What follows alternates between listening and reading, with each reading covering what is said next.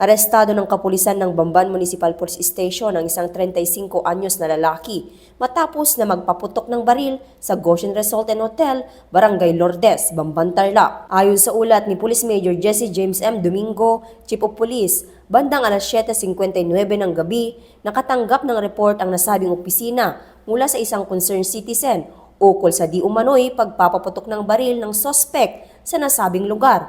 Kaya agad naman na rumisponde ang tauhan ng Bamban Municipal Police Station. Mabilis na inaresto ng kapulisan ng sospek at nakumpiska ang isang arms core caliber 12 GA na kargado ng 3 bala. Nahaharap ngayon sa kasong paglabag sa RA 10591 o illegal discharge of firearms at alarm and skandal ang nasabing sospek. Mula dito sa Tarlac Police Provincial Office, ako po ang inyong PNN correspondent, Patrolwoman Maria Ella Garcia, alagad ng batas, tagataguyod ng Balitang Pulis.